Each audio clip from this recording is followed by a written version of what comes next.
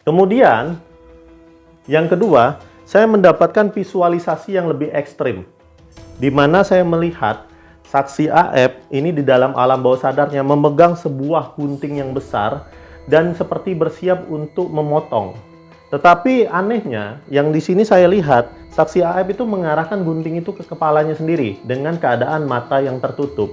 Lalu di sekitaran dia itu ada seperti aura-aura yang penuh kekecewaan, penuh kemarahan, lalu aura yang seperti menusuk ke dalam tubuhnya.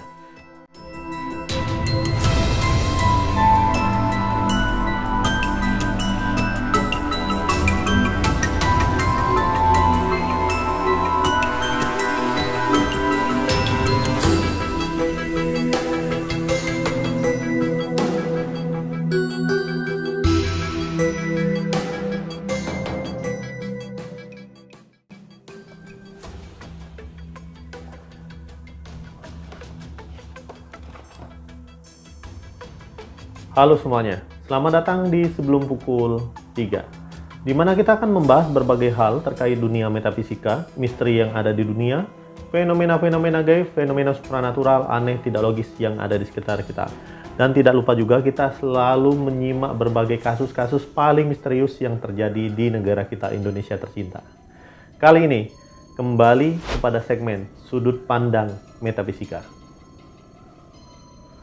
Pada video kali ini, saya akan mengajak kalian untuk fokus pada satu saksi yang sampai detik ini tidak ketahuan di mana batang hidungnya dan apa kabarnya.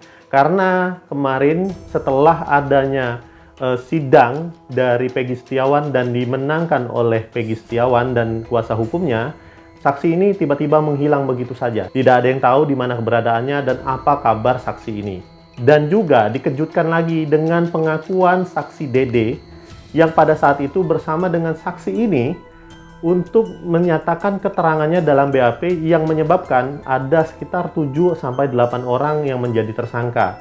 Kemudian ada satu yang sekarang sudah keluar dari masa tahanan, sudah bebas, yaitu Saka Tatal, dan sebagian lagi itu masih mendekam di penjara karena dituntut hukuman seumur hidup. Nah, saksi ini sampai detik ini masih simpang siur loh ya. Jadi saya tertarik untuk menyimak secara metafisikanya atau biasa dikenal dengan istilah menerawang ya. Jadi saya akan menerawang secara metafisika alam bawah sadar saksi ini. Dan ketika saya mulai memvisualisasikan, saya melihat ada 3 gambaran penting yang akhirnya saya visualkan secara manual dan ini yang saya dapatkan. Pertama, saya melihat ya bahwa saksi ini, saya sebut saja saksi AF yang saat ini sedang misterius keberadaannya. Jadi saksi ini saya lihat di alam bawah sadarnya, pertama kali saya lihat itu dia seperti seorang anak remaja ya. Berbentuk seperti seorang anak remaja yang murung, ketakutan, berada di sudut ruangan. Ini sudut ruangan. Kemudian dia seperti bersedih. Lalu di atas kepalanya itu ada foto keluarga. Ada 6 orang. Di sini ada anak kecil 1. Di bawah posisi dia sedang duduk bersedih ya. Termenung seperti ini. Jadi dia sedang termenung seperti ini. Ini yang saya dapat dari visualisasi alam bawah sadarnya. Itu yang pertama. Kemudian yang kedua, saya mendapatkan visualisasi yang lebih ekstrim, di mana saya melihat saksi AF ini di dalam alam bawah sadarnya memegang sebuah gunting yang besar dan seperti bersiap untuk memotong. Tetapi anehnya, yang di sini saya lihat, saksi AF itu mengarahkan gunting itu ke kepalanya sendiri dengan keadaan mata yang tertutup. Lalu di sekitaran dia itu ada seperti aura-aura yang penuh kekecewaan, penuh kemarahan, lalu aura yang seperti menusuk ke dalam tubuhnya. Jadi dia itu ada keinginan untuk menggunting kepalanya sendiri seperti itu ya di dalam alam bawah sadarnya itu, tetapi masih ada keraguan juga. Jadi kalau misalkan disimpulkan, ini menunjukkan bahwa saat ini saksi ini sedang dilema. Ada sesuatu yang ingin beliau sampaikan, tetapi masih ada keraguan-raguan, ada yang ditakuti. Nah, itu langsung bersambung dengan sesuatu yang lain di alam bawah sadarnya yang lain. Di sini ada sesuatu yang saya kira ini nampak jelas ya. Bahwa di sini saksi AF itu seakan terikat ya, posisi terikat, lalu di depannya ada sebuah mikrofon, di mana mikrofon ini diarahkan ke mulutnya, kemudian dia dipaksa untuk berbicara. Setiap dia berbicara ada tangan yang membakar sesuatu. Bentuknya seperti berkas. Jadi setiap dia berbicara, berkas ini akan dibakar oleh tangan ini. Namun yang saya lihat ini seperti memakai jam tangan yang mewah. Ya, jenis-jenis jam tangan yang mewah yang rantai seperti itu ya.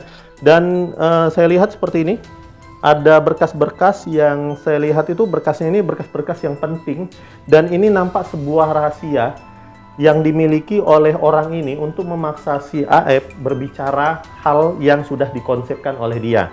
Jadi ada sesuatu yang disembunyikan oleh saudara AF yang diketahui oleh orang tersebut, dan orang tersebut itu mengancam saudara AF untuk membuka sesuatu yang sebetulnya tidak ada. Sebetulnya AF ini tidak tahu, tetapi dipaksa karena dia diancam untuk disebarkan datanya. Namun setiap dia berbicara, ini semua data-data seperti simbol berkas ini dibakar. Dibakar. Banyak sekali, sebetulnya banyak sekali yang saya lihat itu berkas-berkas itu ya, seperti rahasia lah ya, seperti itu. Jadi ini saya lihat ada semacam ikatan tali tambang yang mengikat dia, sehingga itu bisa diartikan atau dimaknakan dia ini tidak bisa kemana-mana semuanya. Jadi tidak bisa kemana-mana. Dari ketiga gambar ini bisa disimpulkan bahwa saat ini posisi AF ini sedang ada dilema yang sangat besar sekali. Nah, pertanyaannya, di manakah dia sekarang berada? Saya yakin dari alam bawah sadarnya ini, saksi AF ini diamankan di tempat seseorang atau di suatu tempat yang dilindungi oleh orang yang memiliki rahasia pribadinya AF. Dan untuk saksi AF saya harap ya, kalau dilihat dari alam bawah sadarnya ini, saya meminta saksi AF ini untuk berani jujur saja. Karena di luaran sana itu masih banyak orang yang peduli kalau misalnya Anda ini berbicara dengan jujur. Karena ada nasib orang yang dipertaruhkan dalam kasus ini. Dan saat ini, sampai detik ini, mereka sudah 8 tahun mendekam di penjara. Jangan sampai ada lagi orang lain yang menjadi korban dari ketidakadilan ini. Ingat semuanya, di tahun ini adalah tahun di mana orang berhutang itu akan membayar.